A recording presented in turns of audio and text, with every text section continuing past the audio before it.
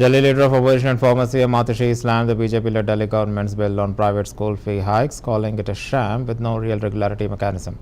At a press conference, she accused the government of bypassing a public consultation by introducing the bill via ordinance, favouring private school lobbies over parents. Despite proposing penalties for arbitrary hikes, AAP claims the bill lacks transparency and accountability. Atishi warned the AAP will oppose the bill unless their demands are met.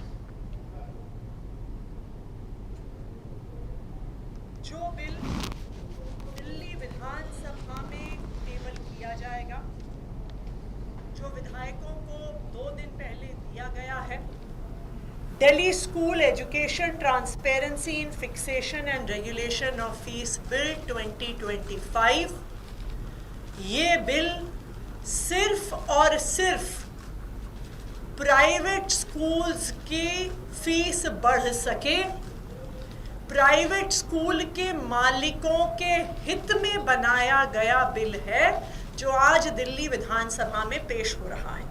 तो 2025-26 में private स्कूलों ने बेधड़क fees बढ़ाई है, उस fees को control करने का कहीं पर इस बिल में प्रावधान नहीं है।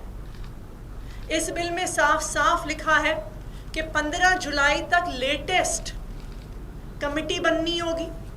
अब आप मुझे बताइए कि आज 4 जुलाई में ये पेश हो रहा है, इस पर बहस होगी, ये पास होगा, ये केंद्र सरकार तक जाएगा, ये गजट में आएगा। 15 जुलाई तो ऐसे ही पार हो जाएगी, फिर कहा जाएगा कि जी इस साल की तो तारीख पार हो गई, अगले साल से देखेंगे। इसका मतलब जो इस साल की बढ़ी हुई फीस, बेतहाशा बढ़ी हुई फीस पर कोई भी लगाम नहीं लगेगा।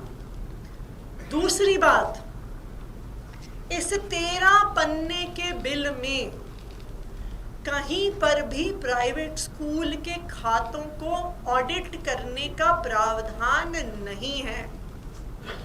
यानी प्राइवेट स्कूल मनगढ़ंत फीस बढ़ा सकते हैं, कह सकते हैं जी हमने इस चीज पर खर्चा किया, उस चीज पर खर्चा किया, लेकिन किसी को पता ही नहीं चलेगा। और आखिरी बात, स्कूल की फीस बढ़ाने वाली कमेटी की अध्यक्षता कौन करेगा? प्राइवेट स्कूल की मैनेजमेंट करेगी।